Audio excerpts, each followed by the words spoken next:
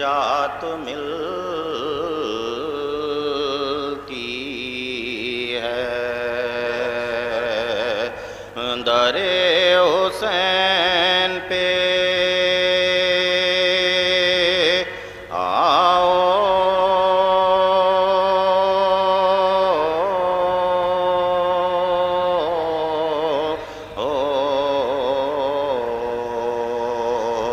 نجات ملتی ہے یہیں سے روح بشر کو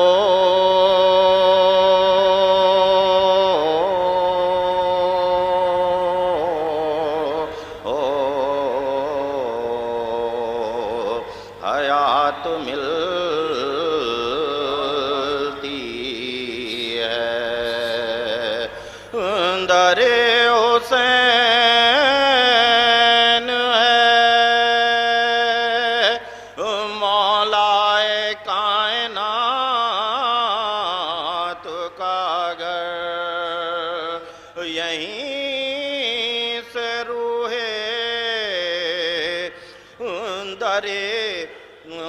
در حسین صلوات بر محمد والا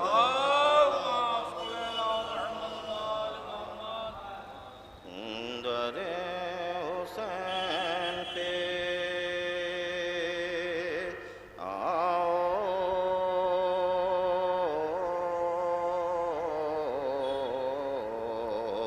نجات ملتی ہے یہیں سے روح بشر کو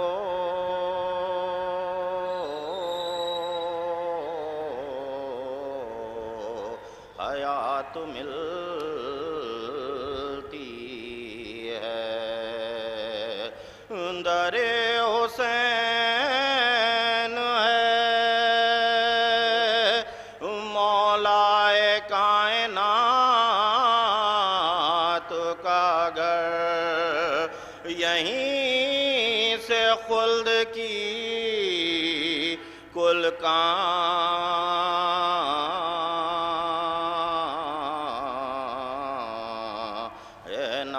ملتی ہے در حسین پہ صلوات بر محمد والا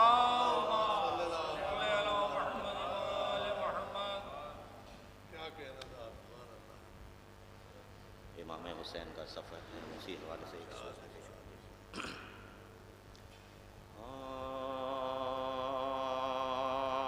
یہ دن وہ ہے کہ مدینہ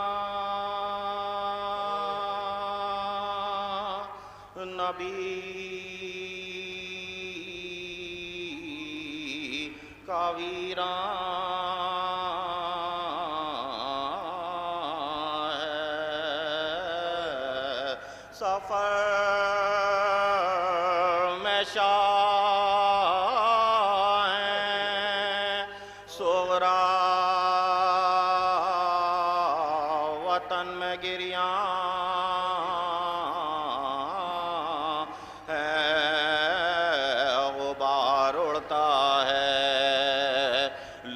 چلتی ہے بیاباں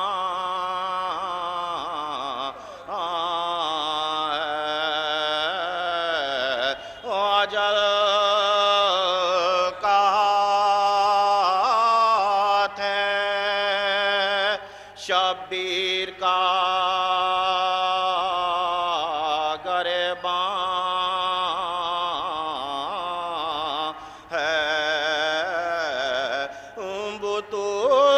نکلی ہیں مرکز سے خاک اڑانے کو حسین جاتے ہیں امت کے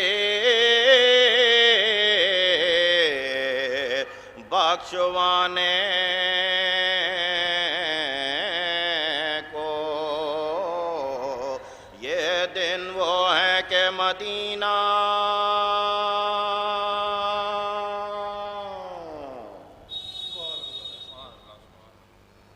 صلوات پر محمد والے چار پانچ اچھا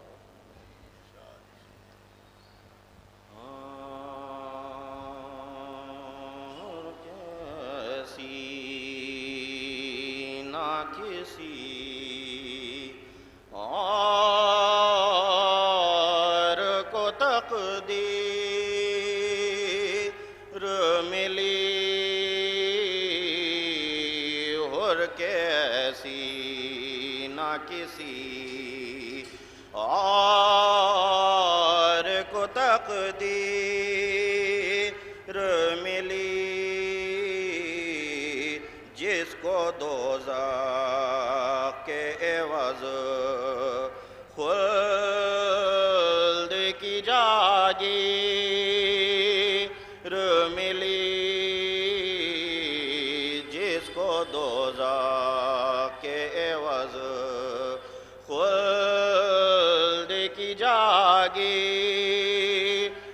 ملی اور کیسی نہ کسی اور کو تقدیر ملی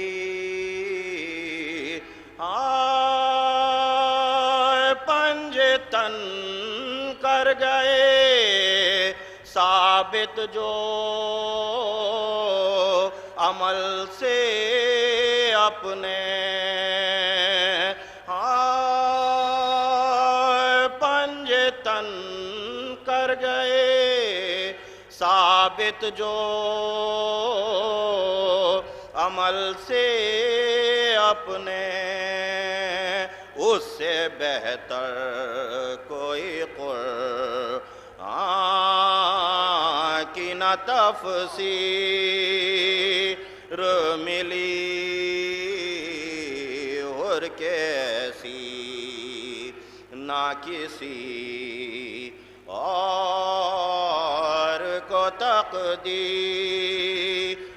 ملی صلوات پر محمد والے محمد اور کیسی نہ کسی اور کو تقدیر ملی تیر کیوں مار دیا بچے کو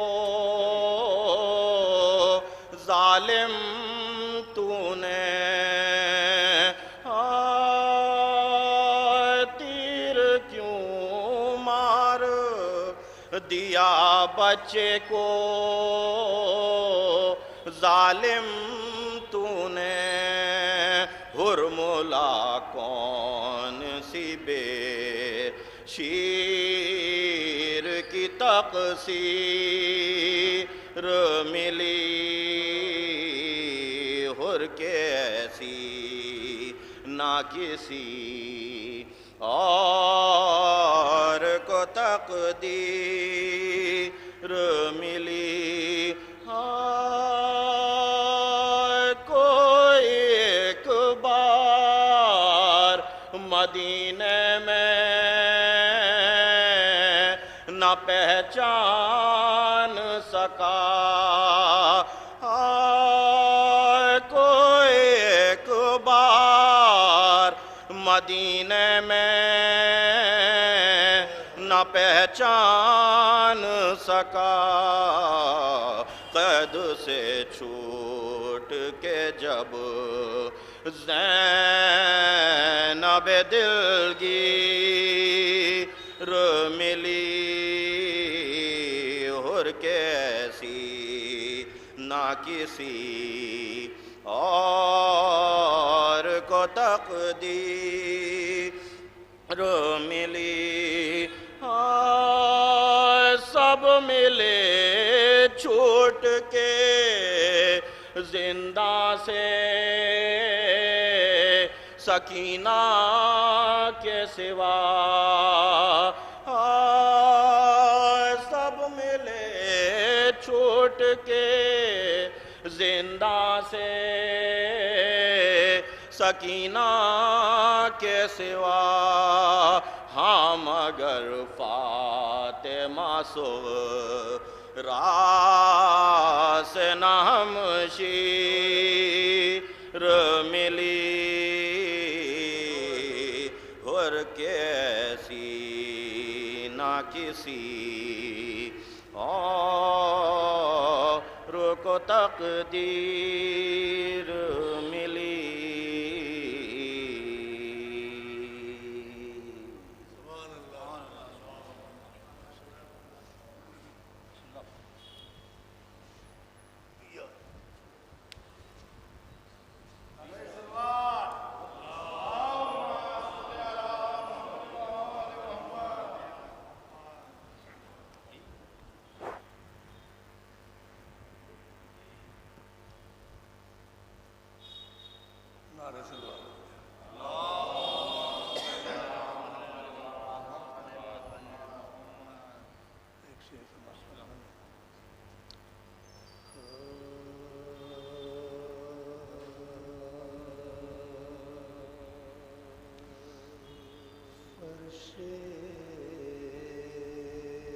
مجلس پا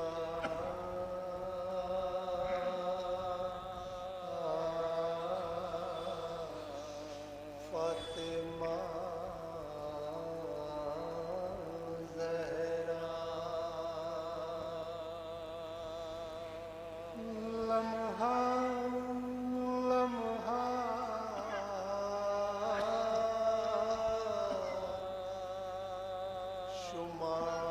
شمار کرتی ہے فرش مجلس پا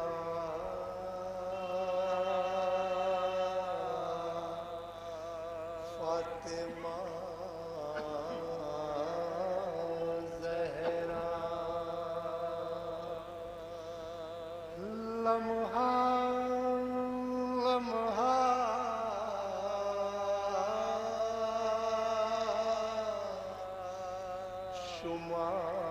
شمار کرتی ہے کہ آؤ مجلس میں اے عزادارو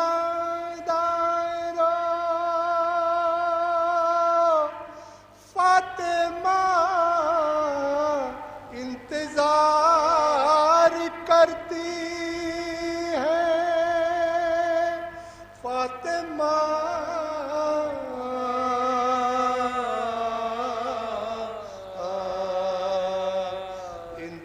انتظار کرتی ہے فرش مجلس پا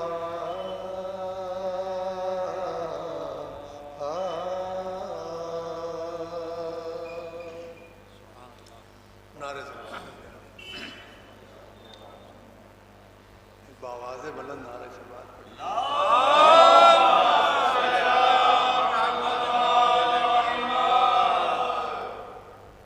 ایک قطع اور سماعت کرنا ہے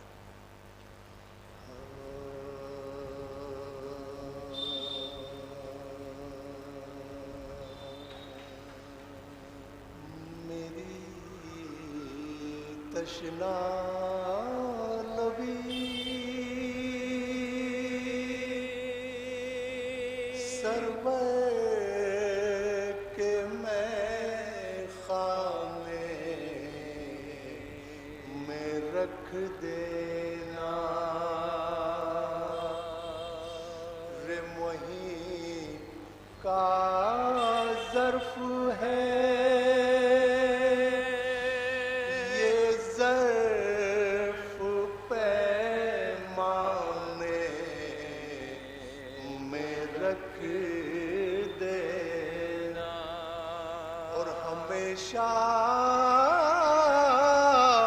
کے لیے رکھنا ہے تم کو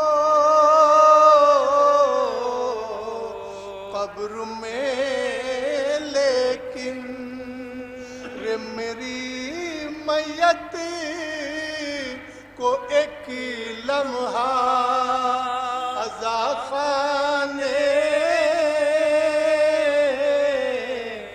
میں رکھ دینا، میری میت کو ایک لمحہ عزا خانے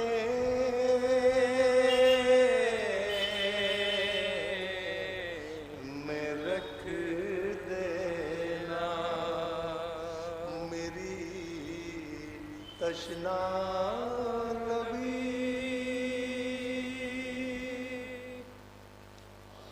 نعرے سے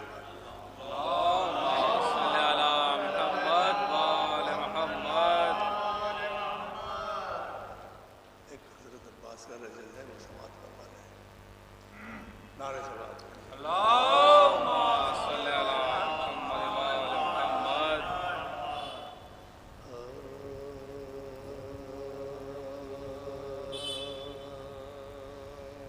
عباس جان سوار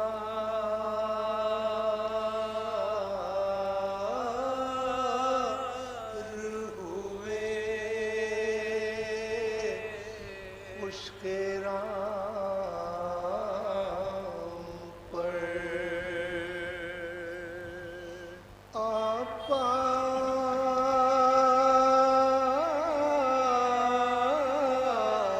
عباس جب سوار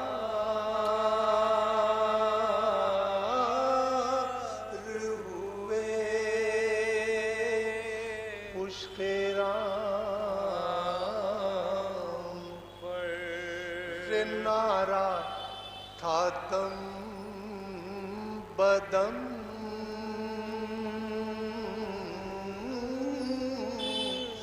یہ تصدق امام،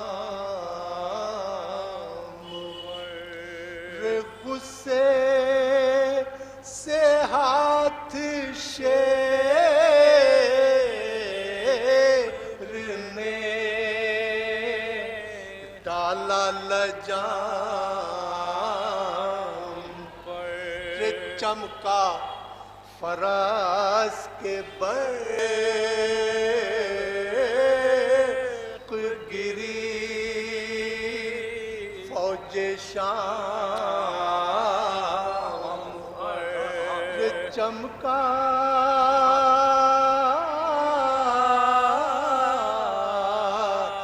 فراز کے برق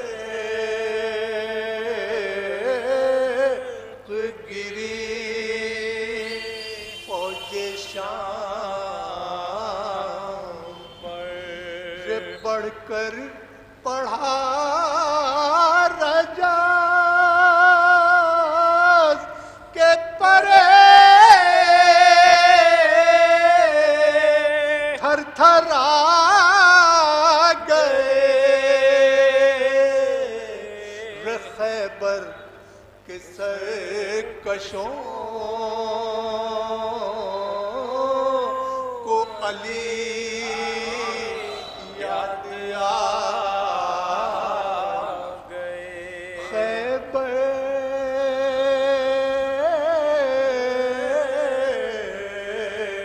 کے سرکشوں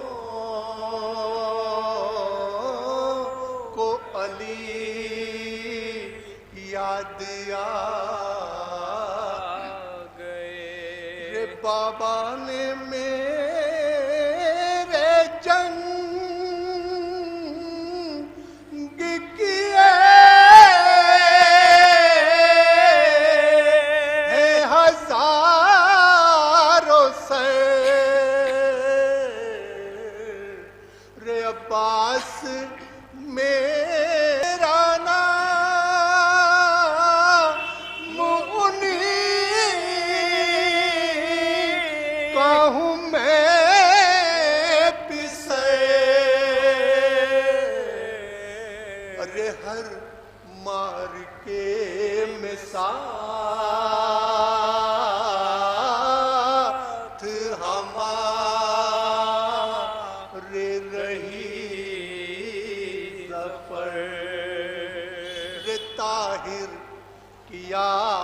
ہے ہم نے بتوں سے خدا کا گھر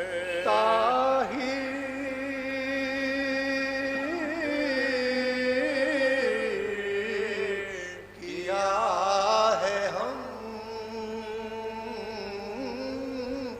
نے بتوں سے خدا کا گھر پڑھ کر درود فوج ملائک مدح خواہ ہوئی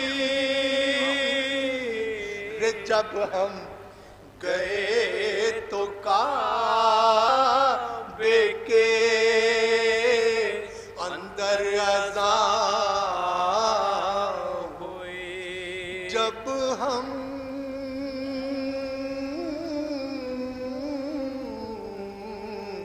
گئے تو کعبے کے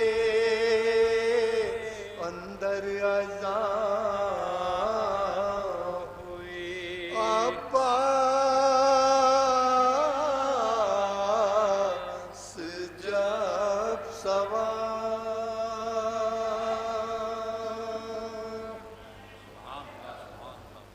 نعرہ سلوات سلام کے 4-5 ہیں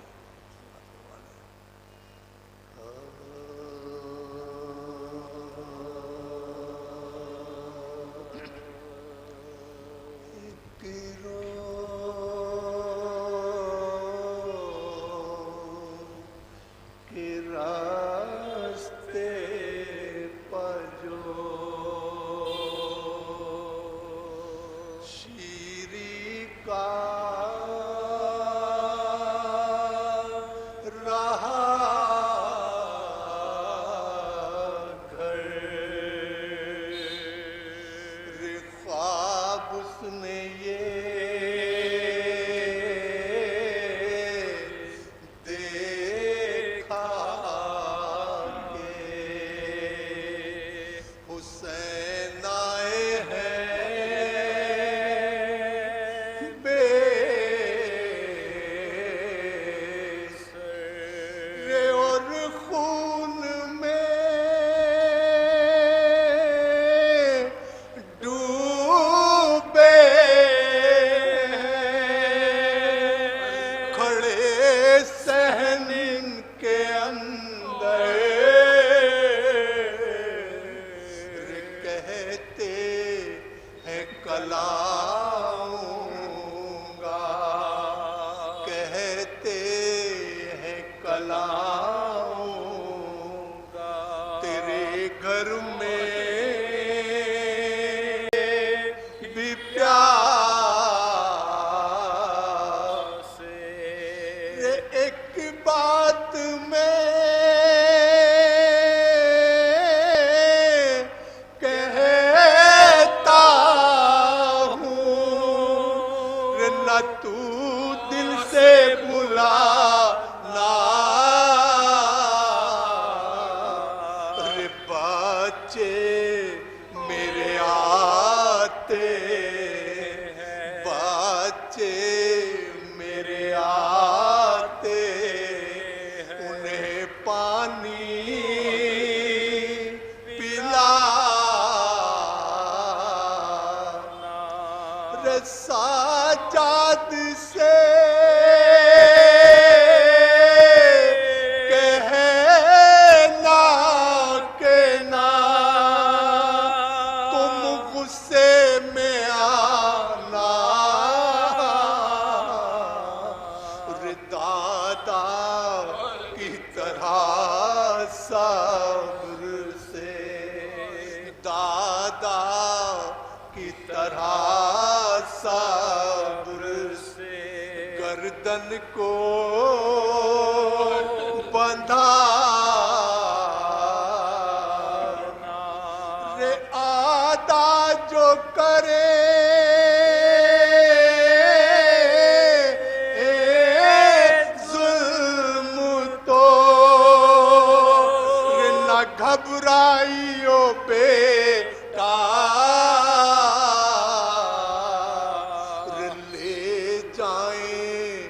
جہاں ساتھ لے جائیں، جہاں ساتھ چلے جائیو بیٹا،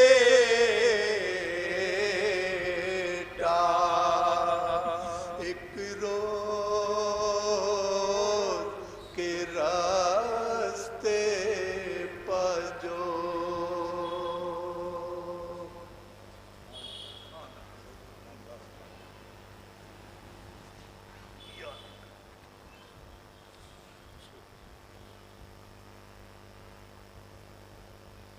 نعرہ سلوات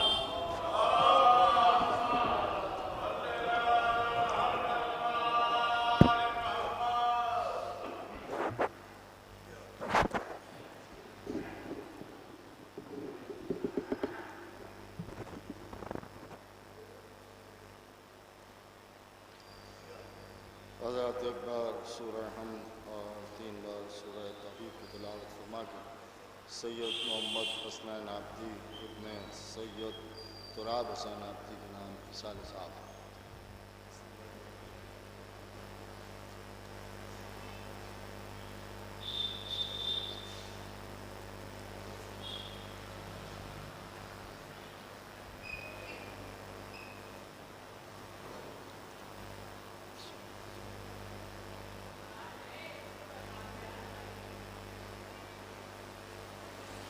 محب الغرباء والفقراء والمساکین رحمت للعالمین رسول الثقلین امام الحرمین صاحب قاب قوسین محبوب رب المشرقین والمغربین جد الحسن والحسین مولانا و مولا الثقلین ابی القاسم محمد صلی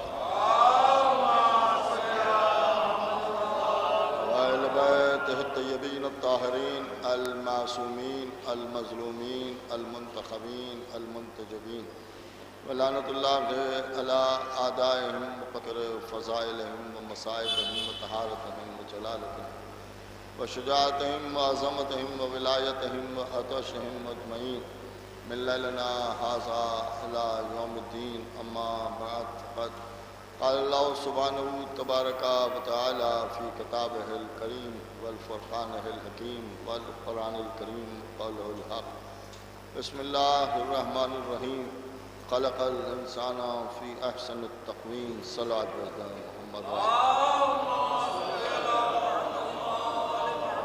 بہت ہی مختصر سی قرآن مجید کی آیت کریمہ کہ جس کی تلاوت کو شرف حاصل کیا ان لفظوں میں ارشاد خالق کون و مکان اور مالک ارض و سما ہو رہا ہے کہ ہم نے انسان کو اچھی صورت پر خلق کیا.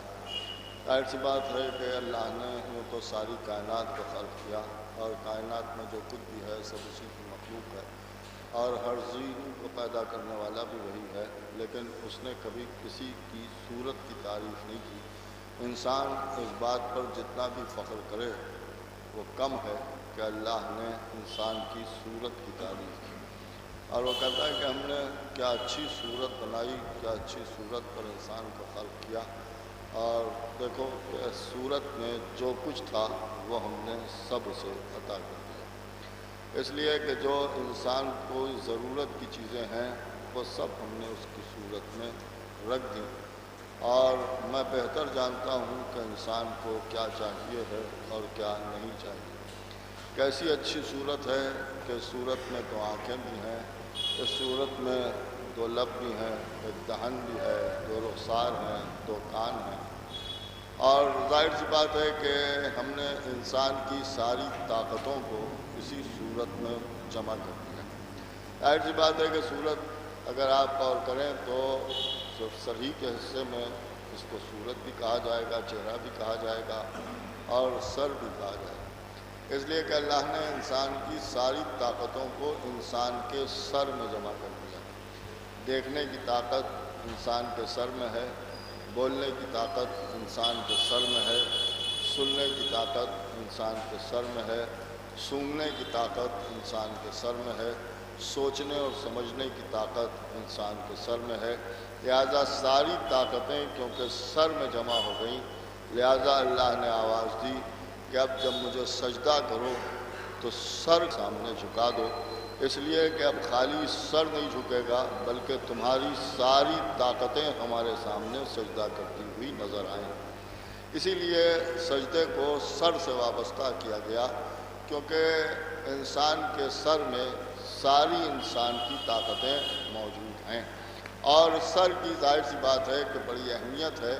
انسان اگر زندہ ہے تو وہ اپنے سر کی وجہ سے، انسان اگر پہچانا جا رہا ہے تو وہ اپنے سر کی وجہ سے پہچانا جا رہا ہے، اس لیے کہ جسم پر اگر سر ہے تو وہی اس کی پہچان ہے، اور اسی کے ذریعے سے انسان کو پہچانا جاتا ہے۔ آپ کبھی غور کریں کہ سر کی انسان کے لیے یہ اہمیت ہے، یا یوں کہا جائے کہ جسم میں سب سے بالائی حصے کو، یعنی سب سے بلند حصے کو سر کہتے ہیں۔ یعنی انسان کا یوں تو پورا جسم ہے، سب کچھ ہے، ہاتھ بھی ہیں، پیر بھی ہیں، جسم بھی ہے، سب کچھ ہے، لیکن جو بالائی حصہ ہے، بلند حصہ ہے، اسی حصے کو سر کہا جاتا ہے۔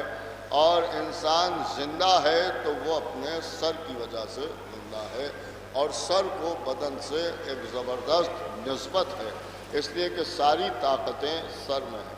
اب رسول اللہ نے اس سر کی اہمیت کو دیکھتے ہوئے ایک حدیث ارشاد فرمائی، اور ارشاد فرمایا کہ یا علی، آپ کو مجھ سے وہی نسبت ہے کہ جو سر کو بدن سے ہوتی ہے۔ دیکھیے، جو سر کو بدن سے ہوتی ہے، اس کا مطلب یہ ہے کہ رسول اللہ نے حضرت علی علیہ السلام کو اپنا سر بتایا ہے، یا یوں سمجھ لیا جائے کہ جو سر ہے اسے علی کہتے ہیں، اور جو جسم ہے اسے نبی کہتے ہیں، یا نبوت کے سر کو علی کہتے ہیں۔ اب ظاہر سی بات ہے کہ دیکھنے کی طاقت سر میں ہے، بولنے کی طاقت سر میں ہے، سننے کی طاقت سر میں ہے۔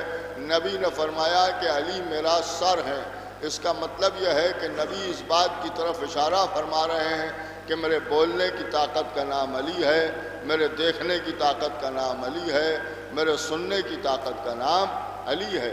اس کا مقصد یہ ہے کہ میں سنتا ہوں مگر علی کے ذریعے، میں دیکھتا ہوں مگر علی کے ذریعے، میں بولتا ہوں مگر علی کے ذریعے۔ تو اب نبی نے علی کو اپنا سر کہا، تو اللہ نے بھی آواز دی کہ میرے حبیب، جو آپ کا سر ہے وہی میرا چہرہ ہے، اس لیے کہ قرآن میں خداوند عالم نے ارشاد فرمایا کہ وجہ اللہ، اور وجہ اللہ کسے کہا گیا؟ کہ مولا علی کو کہا گیا۔ اس کا مطلب یہ ہے کہ حضرت علی کو اللہ نے اپنا چہرہ کہا، نبی نے اپنا سر کہا۔ لیکن چہرے میں اور سر میں زیادہ فرق نہیں ہے، اس لیے کہ جہاں چہرہ ہے وہیں سر ہے، جہاں سر ہے وہیں چہرہ ہے۔ اس کا مطلب یہ ہے کہ اللہ بھی یہ بتا رہا ہے کہ علی میرے چہرے کا نام ہے، میں بھی اگر دیکھتا ہوں تو علی کے ذریعے، میں بھی اگر بولوں گا تو علی کے ذریعے، میں بھی اگر سنوں گا تو علی کے ذریعے۔ اب ظاہر سی بات ہے کہ علی کو سر کہا گیا ہے، اللہ کہہ رہا ہے کہ یہ میرا بھی چہرہ ہے، اور نبی فرما رہے ہیں کہ یہ میرا سر ہے۔ دیکھیے، میرا سر ہے، لفظوں کو بدل کے کہوں کہ علی ولی اللہ کا نام سر ہے۔ دیکھیے، علی ولی اللہ کا نام لا الہ الا اللہ اور محمد رسول اللہ جسم کو کہتے ہیں۔ اب ظاہر سی بات ہے کہ علی ولی اللہ کی وہی اہمیت ہے کہ جو انسان کے جسم میں سر کی اہمیت ہے۔ دیکھیے، جو سر کی اہمیت ہے، اب آپ نے غور کیا کہ اگر کسی کو سر پسند نہ آئے تو پھر وہ انسان کا ساتھی نہیں کہلاتا ہے، وہ دوست نہیں کہلاتا ہے، وہ صحابی نہیں کہلاتا ہے، بلکہ وہ جان کا دشمن کہلاتا ہے۔ یہی وجہ ہے کہ علی کو سر بتا کے نبی نے یہ ارشاد فرما دیا کہ یہ سمجھ لو کہ جو علی کا دشمن ہو جائے گا پھر وہ میرا نہ صحابی کہلائے گا نہ میرا دوست کہلائے گا، بلکہ وہ تو میری جان کا دشمن کہلائے گا۔ ایک صلوات پڑھیں محمد والے محمد۔ ایک اور بآواز بلند صلوات پڑھتے ہیں محمد والے محمد۔ تو اب ظاہر سی بات ہے کہ حضرت علی علیہ السلام کو سر کہا گیا ہے۔ دیکھیں، سر کہا گیا، سر کی ایک سب سے بڑی اہمیت یہی ہے کہ اگر سر ہے تو زندگی ہے، اور اگر سر نہیں ہے تو پھر زندگی ہونے کا سوال بھی نہیں پیدا ہوتا۔ اب آپ غور کریں کہ اگر کوئی سر کا دشمن ہے تو انہوں نے کہا کہ صاحب یہ صحابی نہیں ہو سکتا، یہ دوست نہیں ہو سکتا، پھر کیا کہلائے گا؟ کہ اگر کوئی سر کو تن سے جدا کر دے تو پھر وہ قاتل کہلاتا ہے، دوست نہیں کہلاتا ہے۔ دیکھیے، قاتل کہلاتا ہے دوست نہیں کہلاتا ہے۔ انسان کا دوست وہی ہوگا کہ جو سر سے بھی محبت رکھے۔ نبی نے فرمایا علی کو مجھ سے وہی نسبت ہے کہ جو سر کو بدن سے ہوتی ہے۔ اس کا مطلب یہ ہے کہ جو علی کو نبی سے جدا کرنے کی کوشش کرتا ہے وہ بالکل ویسے ہی ہے کہ جیسے کوئی کسی کے سر کو اس کے بدن سے جدا کرنے کی کوشش کرے، کہ جدا کرنے کی کوشش کرے۔ اس کا مطلب یہ ہے کہ علی ولی اللہ کو محمد رسول اللہ سے الگ کرنے والا دوست نہیں کہلاتا، مسلمان نہیں کہلاتا، بلکہ قاتل کہلاتا ہے۔ دیکھیے قاتل کہلاتا ہے۔ اب آپ غور فرمائیں کہ ہم جو اذانوں میں علی ولی اللہ کہتے ہیں وہ اسی لیے کہتے ہیں کہ زمانے کی سمجھ میں آ جائے کہ یہ مسلمانوں کی اذان ہو رہی ہے، قاتلوں کی اذان نہیں ہو رہی ہے۔ ایک صلوات پڑھے محمد والے محمد۔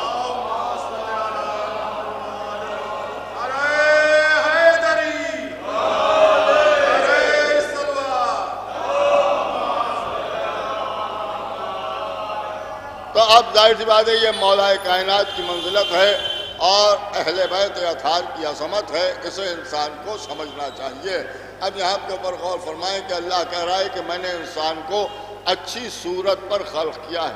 میں نے انسان کو 2 آنکھیں عطا کر دی، میں نے انسان کو ایک چہرہ عطا کر دیا، میں نے انسان کے 2 ہاتھ عطا کر دیے، اس لیے کہ ہم نے یہ دیکھا کہ جن چیزوں کی زیادہ ضرورت ہے وہ ہم نے ایک نہیں بلکہ 2 عطا کی۔ دیکھیے ایک نہیں بلکہ 2 عطا کی۔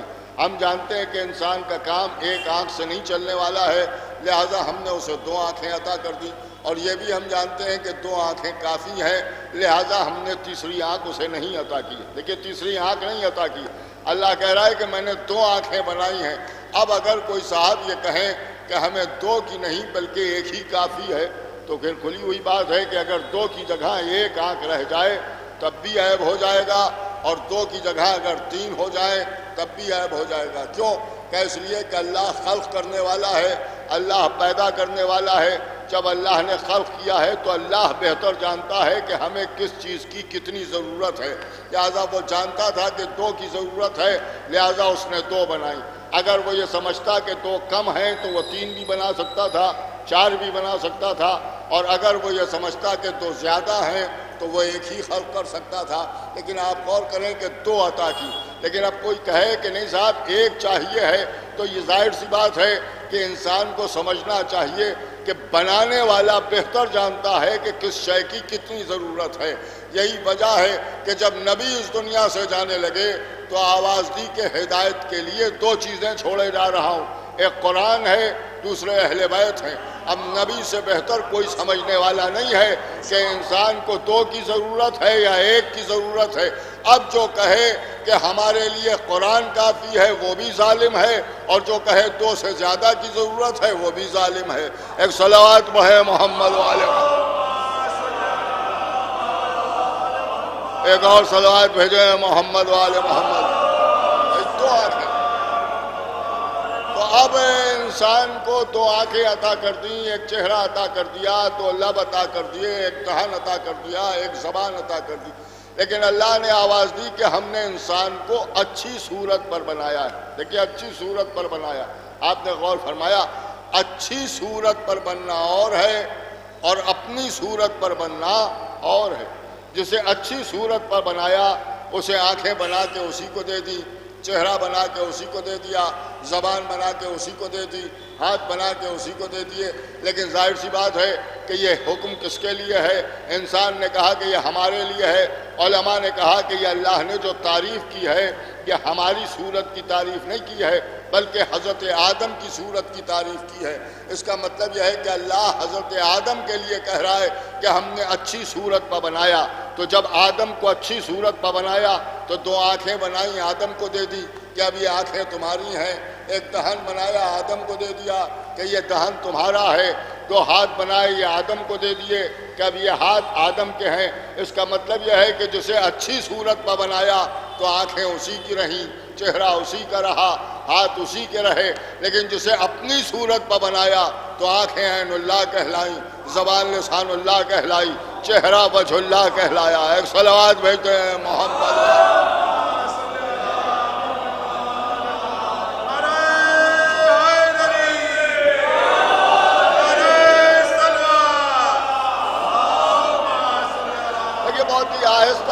آپ کے سامنے کچھ عرض کرنے کی کوشش کر رہا ہوں کہ انسان کو سمجھنا چاہیے کہ آل محمد کی عظمت کیا ہے. آئیے ادھر آ جائیے فتح علی صاحب, ادھر تشریف لائیے. سب ایک ہی. بیٹھیں گے تو دوسری طرف ڈھونڈنا ہی مشکل ہو جائے گا. ایک اور صلوات بھیجیں. آئیے قبلہ ایک اور صلوات بھیجیں محمد و آل محمد. تو اللہ نے حضرت آدم کو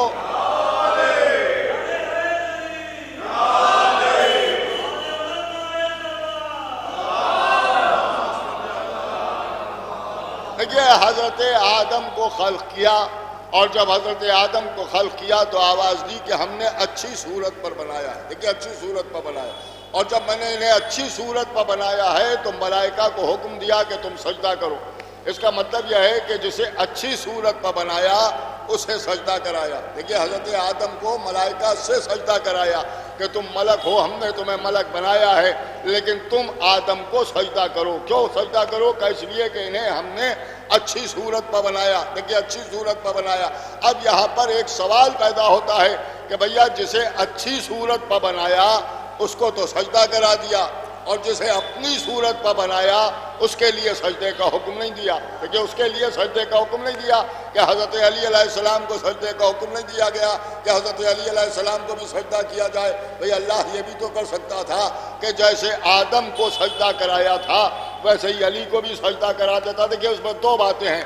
اصل معاملہ یہ ہے کہ جب آدم کی خلقت ہوئی تو اس وقت ملائکہ پہلے سے موجود تھے, یعنی تمام مخلوق خلق ہو چکی تھی.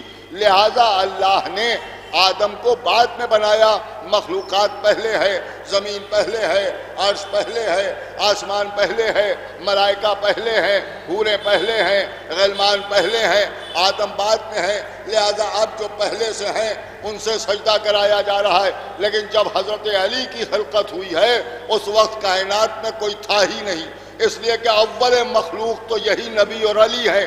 جب یہ اول مخلوق ہے تو سجدے کا حکم کسے دیا جاتا؟ اب ظاہر سی بات ہے کہ پہلے والوں سے سجدہ کرایا گیا بعد والے کو. نہیں توجہ فرمائی آپ نے, ذرا سا میری طرف متوجہ ہو جائیں تو شاید میں اپنی بات کو آپ کے اذان عالی تک پہنچا دوں. ملائکہ پہلے سے ہیں, آدم بعد میں ہے. مٹی کو ملائکہ ہی لے کے آئے ہیں, جبریل لے کے آئے ہیں. ملائکہ نے خمیر کیا ہے, ملائکہ نے پہ کر تیار کیا ہے. یہ سب کچھ ملائکہ نے کیا. تو اس کا مطلب یہ ہے کہ ملائکہ پہلے سے ہیں. جب پہلے سے ہیں تو ملائکہ کا سن زیادہ ہے بنسبت حضرت آدم کے. دیکھیے بنسبت حضرت آدم کے, لیکن زیادہ سن والوں سے سجدہ کرایا جا رہا ہے کم سن کو. دیکھیے کم سن کو نہیں توجہ فرما رہے آپ. اس کا مسئلہ کیا ہے؟ کہ اس لیے کہ بعد میں مسلمان تڑپ تڑپ کے یہی کہے گا کہ ہم علی کو کیسے بٹھا دیتے, علی تو بچے تھے, بلا 85 سال کے تھے, بلا 80 سال کے تھے, بلا 60 سال کے تھے. لہذا جو سن رسیدہ تھے, سب سے بزرگ تھے, انہیں خلافت دے دی گئی. لہذا انہیں مسند خلافت پر بٹھا دیا گیا. حضرت علی کو کیسے بٹھایا جا سکتا تھا؟ اللہ نے آدم کو خلیفہ بنا کے سن رسیدہ سے سجدہ کرا کے بتا دیا کہ ہماری خلافت کے لیے سن نہیں دیکھا جاتا ہے, علم دیکھا جاتا ہے. ایک صلوات بھیجتے ہیں محمد.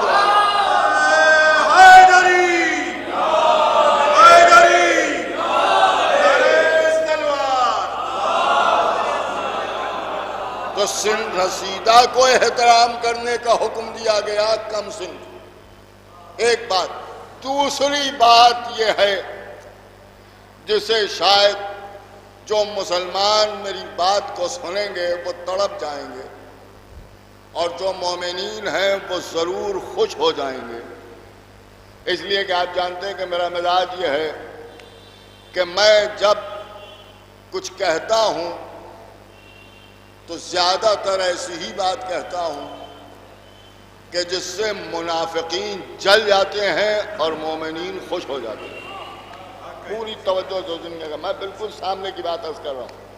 اگر حضرت علی کے لیے بھی اسی طرح سے سجدے کا حکم دے دیا جاتا جیسے حضرت آدم کے لیے سجدے کا حکم دیا گیا تو پھر علی میں اور آدم میں فرق ہی کیا رہ جاتا؟ آدم کو ملائکہ نے سجدہ کیا، لوگ اس بات پر فخر کر رہے ہیں، لیکن ایک جملہ آپ کی سماعتوں کی نظر کر رہا ہوں، آدم خود اس لائق ہیں کہ انہیں سجدہ کیا جائے، آدم خود اس لائق ہیں کہ انہیں سجدہ کیا جائے، لیکن علی اسے کہتے ہیں کہ جس جگہ آ جائے وہ جگہ لائق سجدہ ہو جاتی۔ ایک صلوات بھیج دے محمد والے۔ ایک بات، آدم کو ایک بار سجدہ ہوا، دوبارہ ملائکہ پر واجب نہیں ہے کہ وہ آدم کو سجدہ کرے، ایک بار سجدہ ہو گیا ختم ہو گیا معاملہ، لیکن سجدے کو چاہے ولادت امیر المومنین سے ایسے وابستہ کر دیا کہ اب اگر اسے چھوڑ دو تو سجدہ نہ کہلائے گا، ٹکر بن جائے گا۔ ایک سجدہ پڑھتے ہیں محمد والے کہ سجدہ اگر ہے تو وہ وابستہ ہو گیا مولا کائنات، دیکھیے وابستہ ہو گیا مولا کائنات۔ اب ایک بات، شاید کوئی صاحب کہیں کہ صاحب وہ تو کعبہ ہے، وہ کعبہ تو لائق سجدہ ہے۔ کعبہ تو پہلے بھی تھا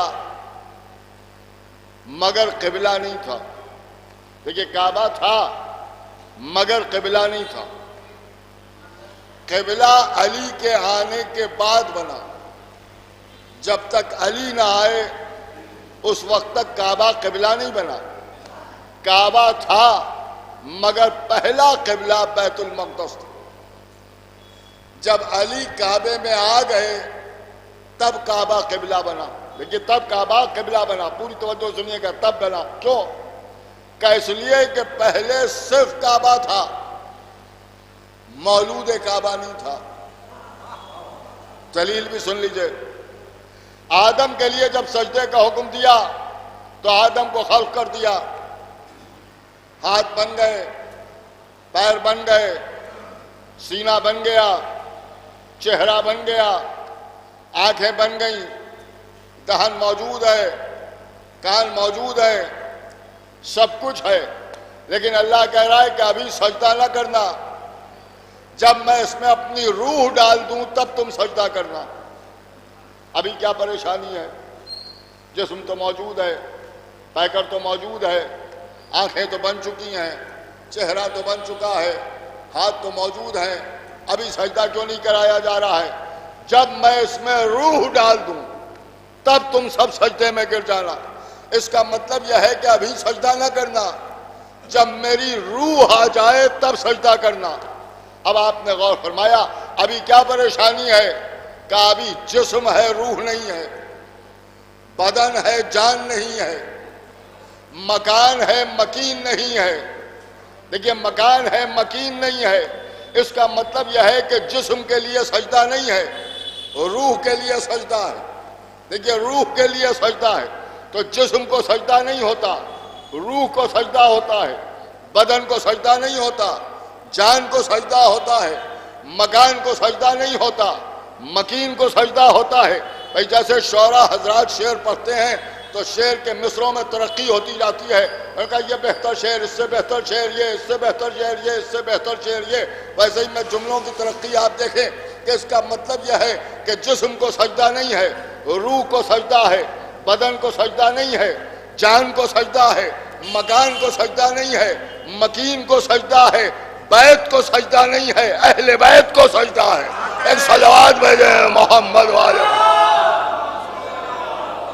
اب آپ نے غور فرمایا کہ کائنات میں کعبہ موجود تھا، یعنی جسم تھا جان نہیں تھی، بدن تھا روح نہیں تھی، مکان تھا مکین نہیں تھا، بیت تھا اہل بیت نہیں تھے۔ جب اہل بیت آ گئے تب کعبہ لائق سجدہ ہوا۔ ایک صلوات بھیجے محمد والے۔ اب حضرت آدم کو سجدے کا حکم دیا گیا، ملائکہ نے سجدہ کیا، اور جب ملائکہ نے سجدہ کر لیا تو اللہ کہہ رہا ہے سب نے سجدہ کیا الا ابلیس. ایک ابلیس تھا کہ جس نے سجدہ نہیں کیا. سب نے سجدہ کیا، ایک ابلیس تھا کہ جس نے سجدہ نہیں کیا، لیکن نہیں کیا اور سجدہ کرنے سے انکار کر دیا. اور جب انکار کر دیا تو اللہ نے پوچھا کہ تجھے سجدہ کرنے سے کس چیز نے روکا؟ بھئی کس چیز نے روکا؟ تو نے تکبر کیا یا تو اپنے آپ کو عالین میں سے سمجھتا ہے؟ تو اس نے بحث کی اور اس کے بعد کہا کہ اسے مٹی سے بنایا اور مجھے آگ سے بنایا، لہذا میں نے اسے سجدہ اس لیے نہیں کیا کہ آگ مٹی سے افضل ہے. آپ نے غور کیا؟ ایک ایک جملے پر قرآن کے غور کیجئے، ایک ایک مسئلہ طے ہو جاتا ہے. ابلیس کہہ رہا ہے کہ آگ مٹی سے افضل ہے، حالانکہ آگ کو بھی اللہ نے خلق کیا اور مٹی کو بھی اللہ نے خلق کیا. یعنی خالق کو بتا رہا ہے کہ افضل کیا ہے، مفضول کیا ہے. نہیں توجہ فرما رہے ہیں آپ؟ خالق کو بتا رہا ہے کہ افضل کیا ہے، مفضول کیا ہے. اللہ نے آواز دی، نہ مٹی کو تو نے خلق کیا نہ آگ کو تو نے خلق کیا، تو کیا جانے کہ افضل کیا مفضول کیا. لیکن یہ بحث کر کے تو نے اپنا نظریہ سامنے رکھ دیا کہ تو نے یہ دیکھا کہ آدم کاہے سے بنے ہیں. دیکھیے کاہے سے بنے ہیں، حالانکہ ملائکہ نے اپنے ہاتھوں سے بنایا. ملائکہ بھی دیکھ رہے ہیں کاہے سے بنے ہیں. مٹی سے بنایا، ملائکہ نے دیکھا اپنے ہاتھوں سے پیکر بنایا. لیکن جب اللہ نے آواز دی کہ سجدہ کرو تو ملائکہ نے سجدہ کیا. ابلیس نے بھی آدم کو بنتے ہوئے دیکھا، ملائکہ نے بھی آدم کو بنتے ہوئے دیکھا، لیکن ملائکہ نے سجدہ کر لیا، ابلیس نے سجدے سے انکار کر دیا. کیوں؟ کہ نظریات میں فرق آ گیا. اس لیے کہ ابلیس کا نظریہ یہ ہے کہ وہ یہ دیکھتا ہے کاہے سے بنا ہے، اور ملائکہ نے یہ نہیں دیکھا کہ کاہے سے بنا ہے، بلکہ ملائکہ نے نسبت دیکھی. دیکھیے ملائکہ نے نسبت دیکھی، جب نسبت دیکھ کے سر جھکا دیا تو معصوم تھے معصوم رہے، ملک تھے ملک رہے، جہاں تھے وہی رہے. لیکن جس نے یہ دیکھا کہ یہ کاہے سے بنا ہے تو عبادت گزار تھا، لیکن مردود بارگاہ رب العزت بن گیا، نکال دیا گیا، توق لعنت گلے میں ڈال دیا گیا. اب پہلے دن سے دو نظریے چلے، ایک ملائکہ والا ایک ابلیس والا. ملائکہ دیکھتے ہیں نسبت کو، ابلیس دیکھتا ہے کاہے سے بنا ہے.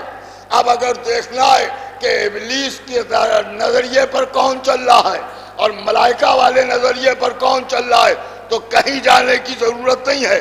جب محرم آ جائے تعزیہ لا کے سامنے رکھیے، جو نسبت دیکھ کے سر جھکا دے وہ ملائکہ والا ہے، اور جو یہ دیکھتا رہے کہ کاغذ سے بنا ہے تیلیوں سے بنا ہے. ایک صلوات بھیجتے ہیں محمد والے.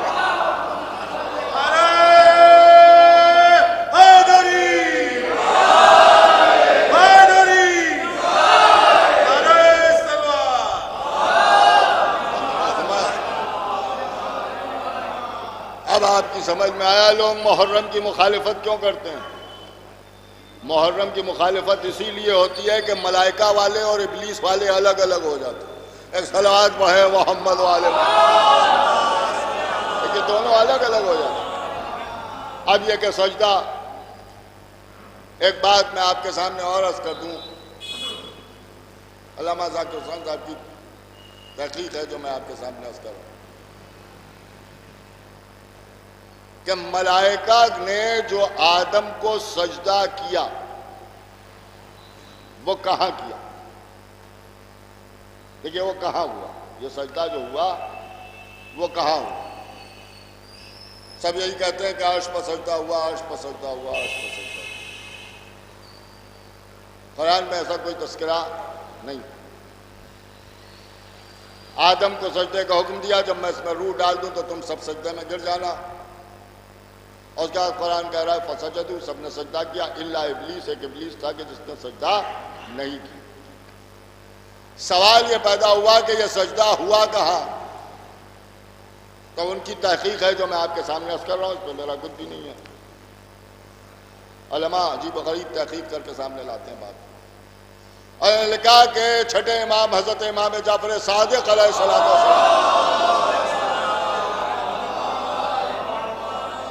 امام سے یہ سوال کیا گیا کہ آپ یہ بتائیں کہ ملائکہ نے جو آدم کو سجدہ کیا وہ عرش پر کیا یا فرش پر کیا، اور اگر عرش پر کیا تو کس عرش پر کیا؟ امام مسکرائے، اور مسکرا کے امام نے سنیے گا پتہ بڑی عجیب و غریب بات بیان کی۔ امام نے ارشاد فرمایا کہ ہمارے جد امیر المومنین نے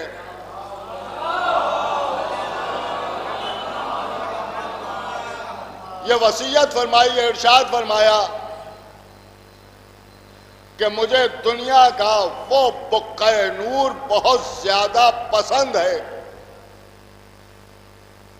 جس پر اللہ کے حکم سے پہلی بار سجدہ کیا گیا، اور میں یہ چاہتا ہوں کہ میری تدفین اسی بقعہ نور پر ہو، اور مجھے لے جا کے وہی دفن کرنا، کیونکہ اس زمین پر پہلی مرتبہ اللہ کے حکم سے سجدہ ہوا۔ لوگوں نے دریافت کیا کہ یہ پہلی مرتبہ کون سا سجدہ ہوا؟ تو امام نے ارشاد فرمایا کہ وہ سجدہ کہ جس کا حکم اللہ کی طرف سے تھا، مگر وہ سجدہ آدم کو ہو رہا تھا۔ اور اس کے بعد ارشاد فرمایا کہ وہ بقعہ نور زمین کا کوئی اور حصہ نہیں ہے بلکہ وہ نجف اشرف۔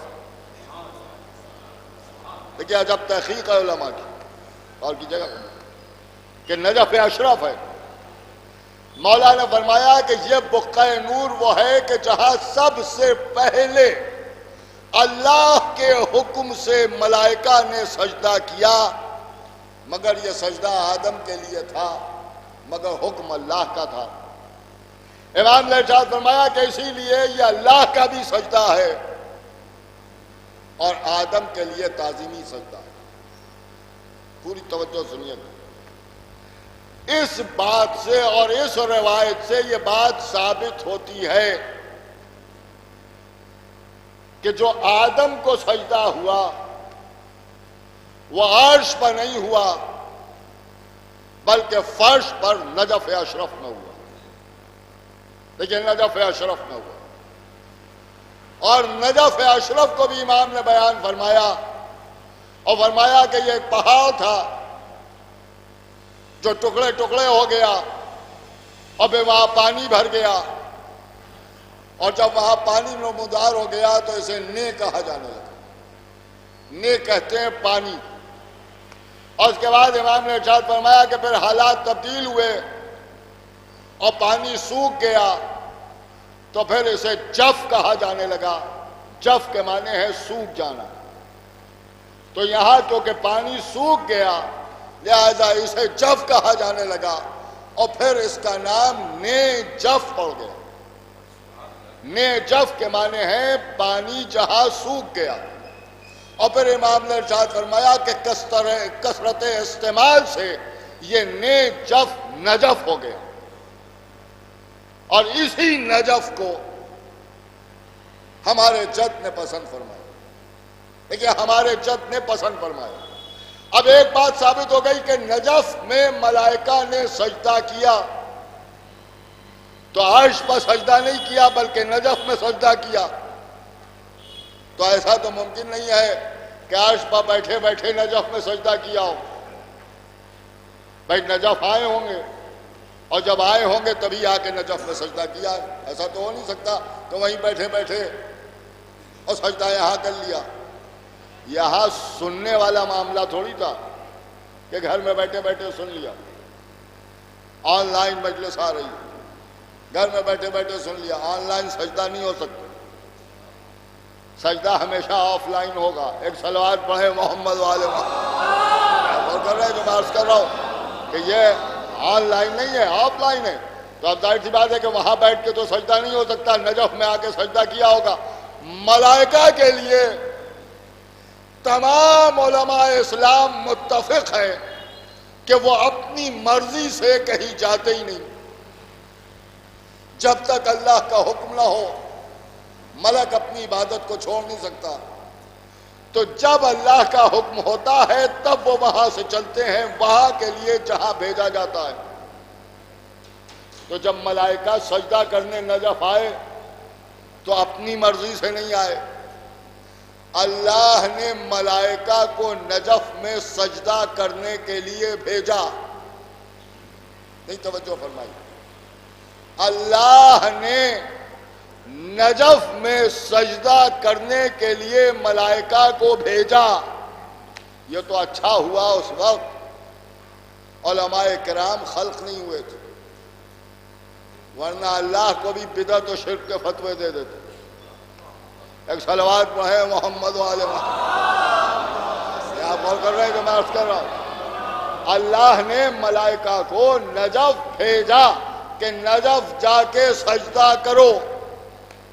اب اللہ کہہ رہا ہے سب نے سجدہ کیا الا ابلیس، کہ ایک ابلیس تھا کہ جس نے سجدہ نہیں کیا۔ اس کا مطلب یہ ہے کہ ملائکہ نے نجف میں سجدہ کیا، ابلیس نے نجف میں سجدہ نہیں کیا۔ اب اسے آپ کو اختیار چاہے جیسے سنیں، ابلیس نے نجف میں سجدہ نہیں کیا، ملائکہ نے نجف میں سجدہ کیا۔ تو ابلیس نے جب نہیں کیا تو دو میں سے ایک بات تو ضرور ہوئی ہوگی، یا تو یہ نجف گیا ہی نہیں اور یا جا کے سجدہ نہیں کیا۔ اللہ نے جب بھیجا تو یہ نجف گیا ہی نہیں، اور اگر چلا گیا تو جا کے بھی اس نے سجدہ نہیں کیا۔ تو اس کا مطلب یہ ہے کہ اگر ابلیس کو پہچاننا ہے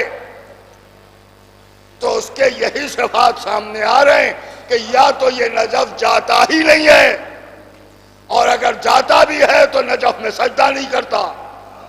بس اگر ابلیس کو پہچاننا ہے تو یہی دیکھ لیجئے، جو نجف نہ جائے وہ بھی ابلیس ہے، اور جو جا کے سجدہ نہ کرے وہ بھی ابلیس ہے۔ ایک صلوات بھیج دیں محمد والے، ایک اور بابا جو بلند صلوات بھیج دیں۔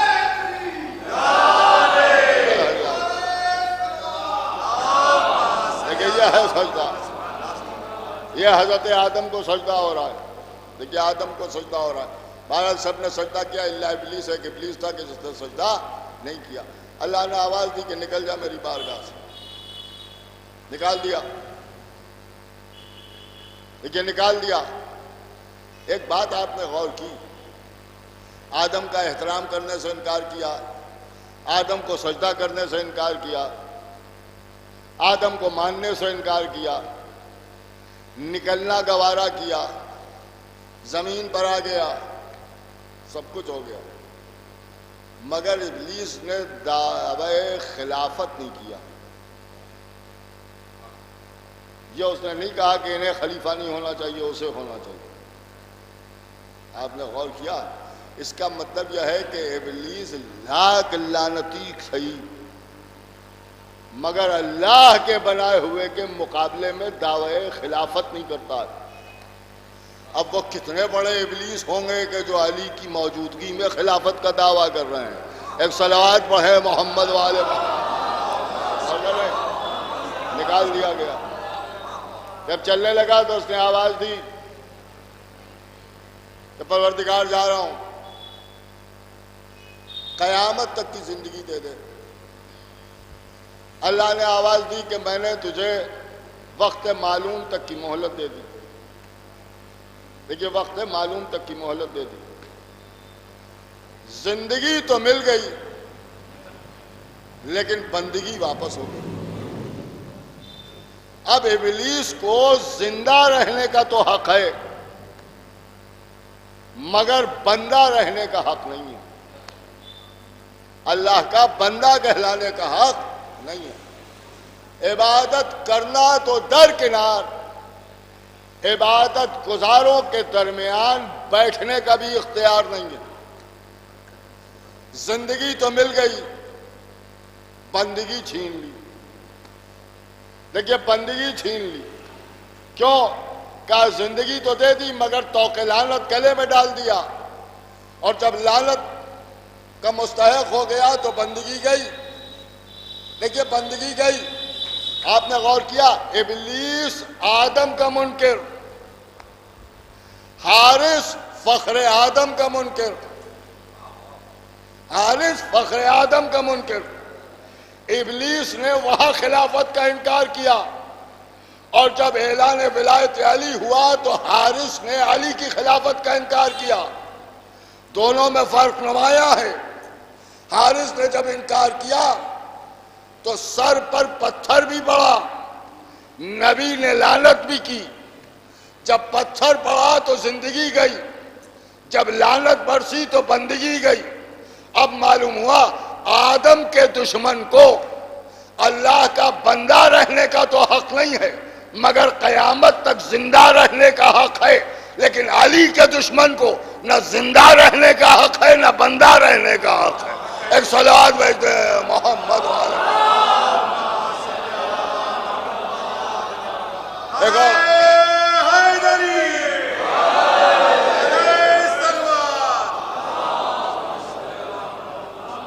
اور محترم، آخری بات، غدیر تک میں آ گیا، اور غدیر تک اس لیے آ گیا کہ یہ نبی کی سیرت ہے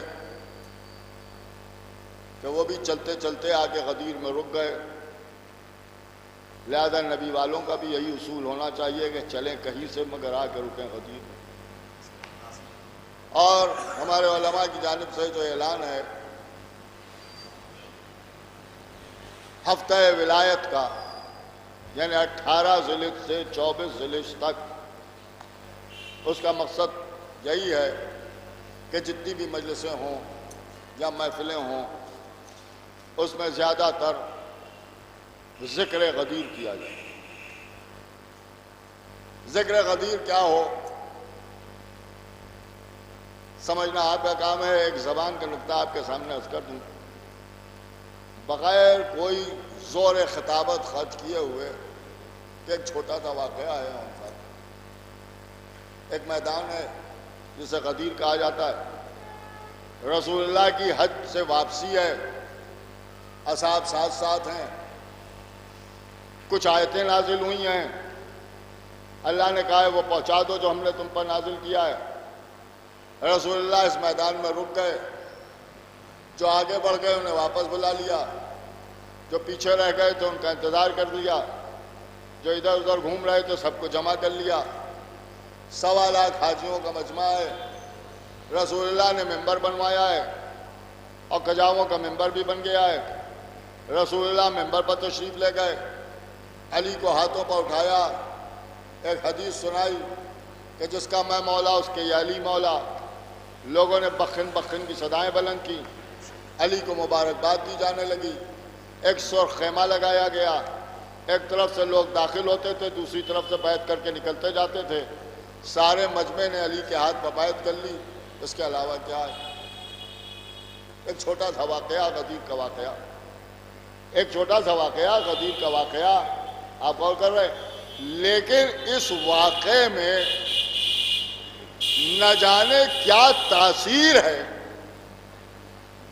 کہ اس چھوٹے سے واقعے نے منافقین کو وہ زخم دیے ہیں کہ 1400 برس سے آج تک ہر سال 18 ذوالحجہ کو ہرے ہو جاتے ہیں۔ سب سمجھ میں آتا ہے مگر یہی نہیں سمجھ میں آتا۔ جا اللہ نے اپنے نبی سے کہہ دیا ہے کہ اگر یہ نہ پہنچایا تو کچھ نہ پہنچایا، یہ نہ پہنچایا تو کچھ نہ پہنچایا۔ اور میں سمجھتا ہوں کہ اگر یہ نہ پڑھا گیا تو کچھ نہ پڑھا گیا، اور اگر یہ پڑھ دیا گیا تو سب پڑھ دیا گیا۔ اور مومنین اگر اس پر نہ خوش ہوئے تو پھر کسی بات پر خوش نہ ہوئے، اور اگر آپ نے اس پر صلوات بھیج دی تو ہر بات پر صلوات بھیج دی۔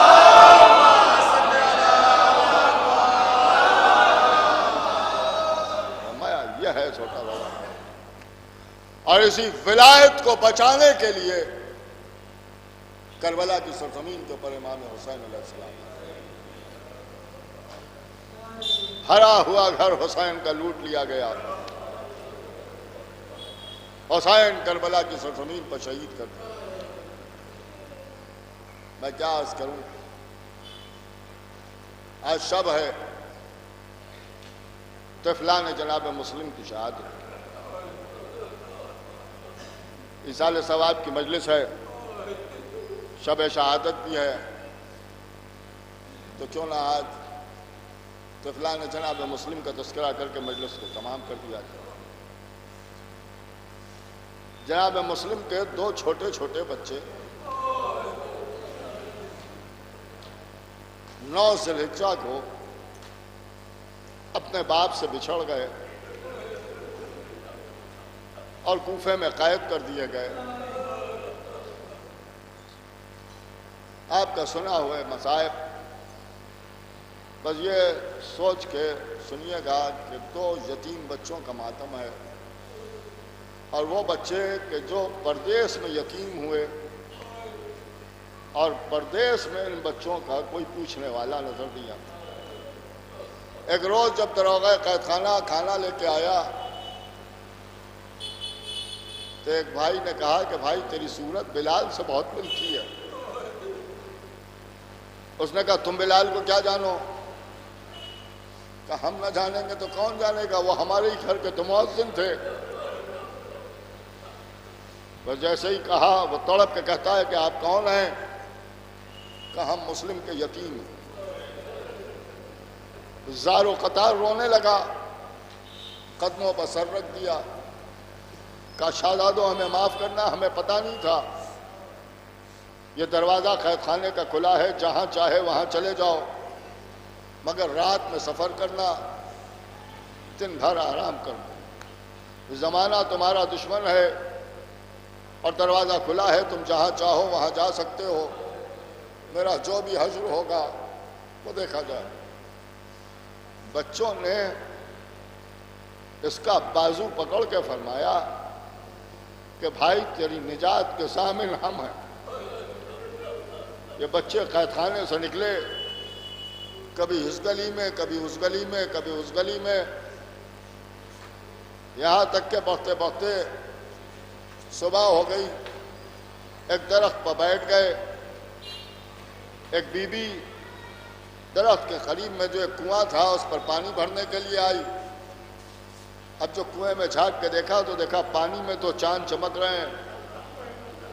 سر اٹھا کے دیکھا 2 بچے نظر آتے ہیں. بچوں اترو، تم کون ہو، کہاں سے آئے ہو؟ کہا تم ہم پر ظلم تو نہیں کرو گی؟ کہا نہیں، ہم تمہارے دشمن کیوں ہونے لگے، تم نیچے تو آؤ. بچے درخت سے نیچے اتر کے آئے. بچوں تم کون ہو؟ کہا ہم مسلم کے یتیم ہیں. کہا ہماری مالکہ آل محمد کی چاہنے والی ہے، ہمارے ساتھ ہمارے گھر چلو. وہ بی بی ان بچوں کو لے کے مالکہ کے پاس آئی. اب جو مالکہ کو معلوم ہوا اس نے ایک حجرے کو صاف کرایا، ان بچوں کو اس حجرے میں بٹھایا، کھانے پانی کا انتظام کیا. کھانے پانی کا انتظام ہو گیا. دن بھر عبادت ہوتی رہی. شام ہو گئی. اب جو شکم سیر ہو کے کھانا کھایا تو بچوں کو نیند آ گئی، سو گئے. جب سو رہے تھے تو خواب میں دیکھا، ایک بھائی نے اٹھ کے دوسرے بھائی سے خواب بیان کیا کہ ہم نے دیکھا ہے کہ آسمان سے کماری اتری اور اس میں میرے بابا بھی ہیں اور آقا حسین بھی ہیں. آقا حسین کہہ رہے ہیں کہ مسلم اپنے بچوں کو کہاں چھوڑ آئے ہو؟ تو مسلم کہتے ہیں بچوں چلو ہم تمہیں لینے کے لیے آئے ہیں. دوسرے بھائی نے کہا ہم نے بھی یہی خواب دیکھا ہے، بس یہ سننا تھا. کہ تڑپ گئے بچے اور کہتے ہیں کہ ہم سمجھ گئے، اب ہمارا آخری وقت آ گیا. آپ کو معلوم ہے کہ اس کے بعد کیا ہوا؟ اس بی بی کا شوہر جس کا نام حارث لکھا ہوا ہے، یہ آیا اور اندھیرے میں ٹٹولتا ہوا چلا، بچوں کو گرفتار کیا، رات بھر ستون سے باندھ کے رکھا، یہاں تک کہ صبح ہوئی. بچوں کو نہر پر لے کے آیا اور تلوار نکالی. ان بچوں کو شہید کرنا چاہتا تھا. بچوں نے زوجہ حارث سے ایک بات کہی اور یہ کہا کہ دیکھو ہماری ماں مدینے میں انتظار کر رہی ہوگی، ہمارے پیرہن کو اتار لینا، ہمارے خون میں رنگین کرنا، مدینے چلی جانا، جس گھر سے آواز آئے کہ میرے بچوں کی خوشبو آ رہی ہے لے جا کے میری ماں کے حوالے یہ لباس کر دینا اور کہہ دینا کہ بچے کوفے میں مارے گئے۔ بس یہ سننا تھا کہ زار و قطار روتی رہی، بچے شہید ہو گئے، پیرہن کو اٹھایا، خون میں رنگین کیا، مدینے پہنچی، محلہ بنی ہاشم سے گزری، ایک دروازے سے آواز آئی، اے آنے والے تو کون ہے؟ تیرے پاس سے میرے بچوں کی خوشبو آ رہی ہے۔ دق الباب کیا، بی بی ہم کوفے سے آئے ہیں، آپ کے بچے مارے گئے، بچوں نے یہ لباس بھیجے ہیں۔ دونوں لباس اٹھائے، ماں نے رونا شروع کیا۔ اب جو بنی ہاشم کی بیویوں کو معلوم ہوا کہ بچوں کے لباس آئے ہیں، پرسے کے لیے آنے لگی، بیویاں پرسا دے رہی تھی کہ ایک مرتبہ زوجہ مسلم نے دونوں لباسوں کو اٹھا کے چھپا لیا، ادب سے کھڑی ہو گئیں، بیویوں سے کہا خاموش ہو جاؤ، بیویاں خاموش ہو گئیں، مڑ کے دیکھا آہستہ آہستہ جناب رباب چلی آ رہی ہیں، رباب قریب آئیں، اے بی بی ہم نے سنا ہے کہ تمہارے بچوں کے لباس آ گئے، تمہارے بچوں کی نشانی آ گئی۔ زوجہ مسلم نے سر جھکا کے کہا ہاں میں آپ سے شرمندہ ہوں، ہمارے بچوں کے تو لباس آ گئے، لیکن ہائے علی اصغر جس کی نشانی ایک گہوارہ تھا وہ بھی کربلا میں چل گیا۔ واہ حسین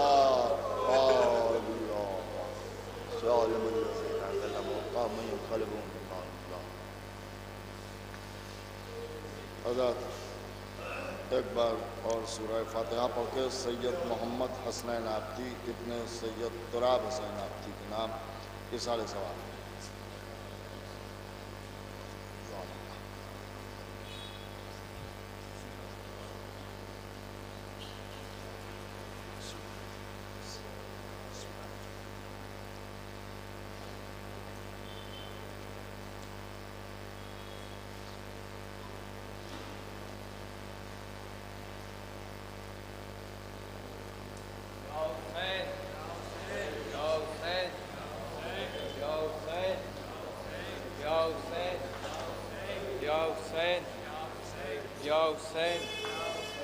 خود تشنا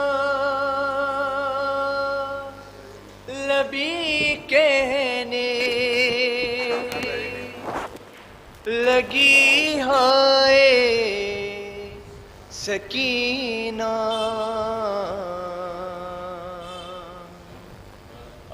عباس نہ دریا سے پلٹ پائے سکینہ، عباس نہ دریا سے پلٹ پائے سکینہ، عباس نہ دریا سے پلٹ پائے سکینہ، عباس نہ دریا سے پلٹ پائے سکینہ، پرچام پھریرے میں لہو ہے یہ چچا کا،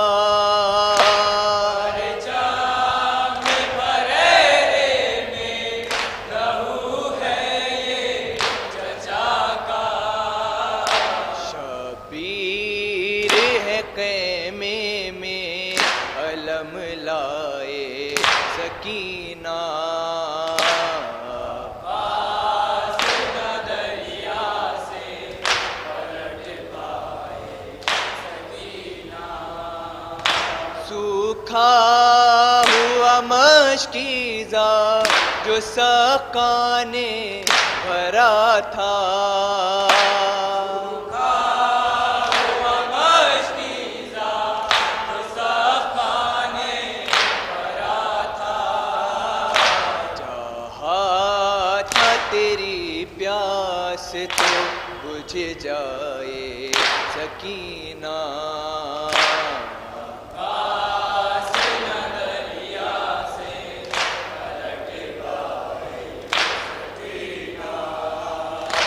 اس واسطے ساحل سے نہیں آیا خلاشا اس واسطے ساحل سے نہیں آیا خلاشا عباس جو ہیں آپ سے شرمائے سکینہ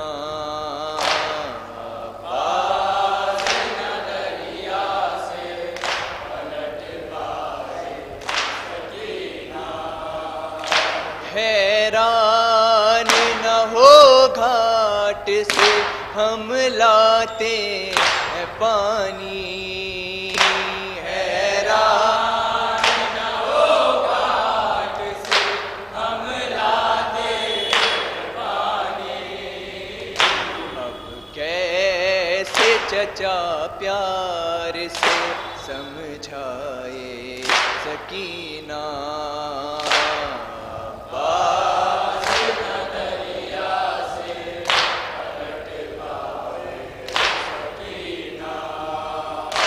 بایا بھی نہیں داہنا بازو بھی نہیں ہے بایا بھی نہیں داہنا بازو بھی نہیں ہے کیا تجھے کو چچا سینے سے لپٹائے سکینہ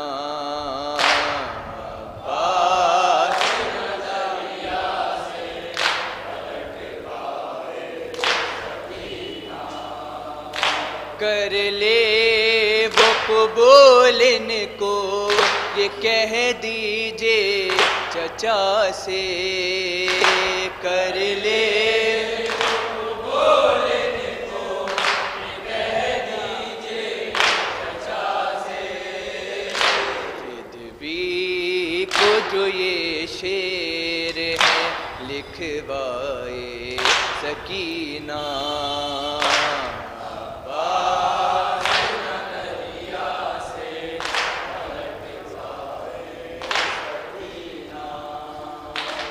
کہ بولی یہ سکینہ میرے بابا کو نہ لے جا اے ذوالجنا میرے بابا کو نہ لے جا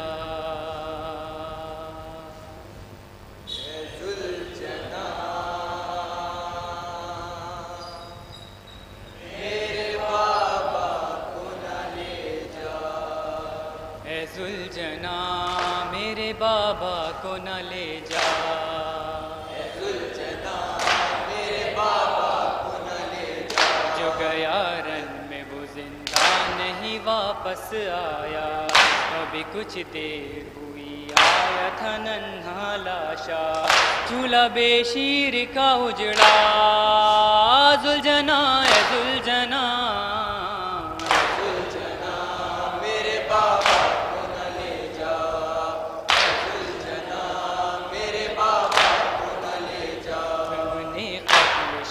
شاہ وفا کر ڈالا میرے امبو سے یہاں مجھ کو جدا کر ڈالا گھاٹ سے آیا نہ لاشا ذوالجنا اے ذوالجنا میرے بابا کو نہ لے جا اے ذوالجنا میرے بابا کو نہ لے جا تیری ٹاپوں سے میں لپٹی ہوں نہ آگے بڑھنا جوڑ کر ہاتھوں کو کہتی ہوں نہ آگے بڑھنا تو اسی حال میں رک جا ذوالجنا اے ذوالجنا میرے بابا کو نہ لے جا ذوالجنا میرے بابا کو نہ لے جا ہو کہ بابا سے جدا میں نہیں جی پاؤں گی نیند آئے تو بتا بن میں کدھر جاؤں گی، پھر کہاں پاؤں گی سینہ ذوالجنا اے ذوالجنا، میرے بابا کو نہ لے جا، اے ذوالجنا میرے بابا کو نہ لے جا۔ آنکھوں سے اون و محمد کی بھی لاشیں دیکھے، ہوئی پنکھڑیاں جدا پھولوں کے ٹکڑے دیکھے، وقت صدموں میں ہے گزرا ذوالجنا اے ذوالجنا، میرے بابا کو نہ لے جا، ذوالجنا میرے بابا کو نہ لے جا۔ ذوالجنا جلوسوں میں جو سج کر فدوی، یاد آئی ہمیں شبیر کی دختر فدوی، گونجا کانوں میں وہ نوحہ ذوالجنا اے ذوالجنا، ذوالجنا میرے بابا کو نہ لے جا، اے ذوالجنا میرے بابا کو نہ لے جا۔ السلام علیکم یا ابا عبداللہ، السلام علیکم یا ابن رسول اللہ، السلام علیکم ورحمۃ اللہ وبرکاتہ۔ نعرے حیدری